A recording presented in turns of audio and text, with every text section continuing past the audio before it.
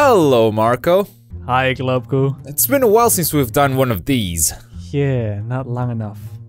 That's what your girlfriend told me. Ha! Joke's on you. I don't have a girlfriend. Yeah. Well, welcome to another episode of Rainbow. Shut Up!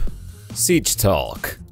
Today I want to talk about something that feels like a small detail, but it's very important in Rainbow Six Siege, and that's their policy on keeping the player in control. Is the player not always in control anyway? Well, lots of games have small animations and actions that take control away from the player. Say for example, grappling from the rooftop.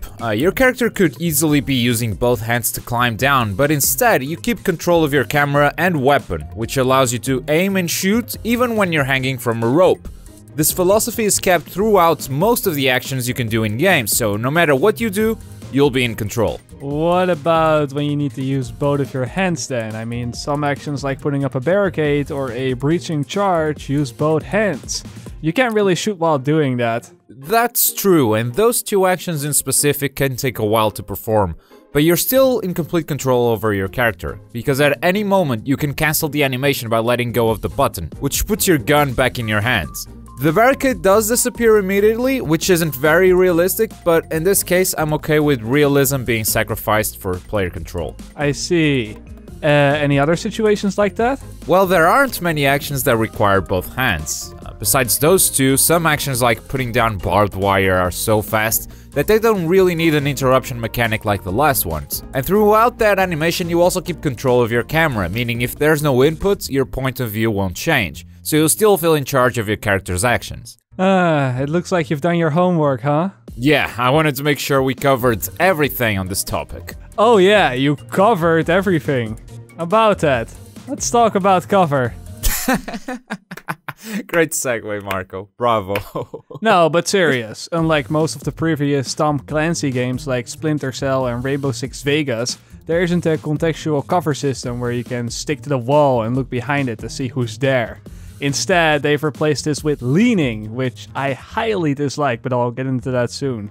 So on their website, they said that this leaning will be different than the leaning from other games. For instance, you do not have to be at a wall to lean. You can lean anywhere, in any stance, on whatever you like. You can even lean while crouching or proning. And you should always be able to move while leaning. And in theory, this sounds like a very cool idea to give the player more freedom and more control. But I feel like this is going to be one messed up game when it comes down to the controls. Let me give you an example. On the consoles, they plan on having leaning done by pressing down on the left and right thumbsticks respectively. And man, I gotta tell you, I've been playing a lot of first-person shooter games on consoles over the last, I don't know, 10 years, but the one thing I still cannot do properly is aim when holding down the right thumbstick. Seriously, try it yourself, it's just not doable.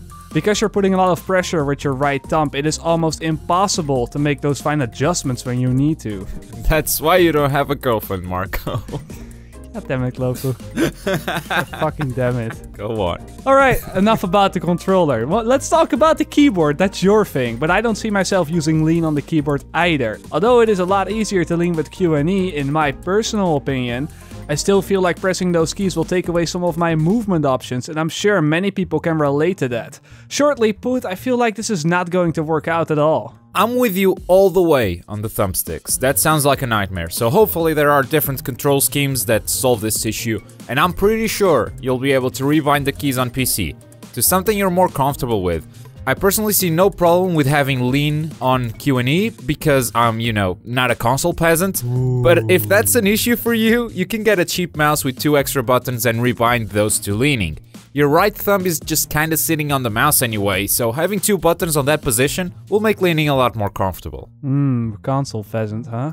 Alright. I guess the mouse will solve the problem for the PC, but on consoles, man, they better assign those actions to the bumpers or something, or else I really don't see much future for this game's revolutionary leaning system.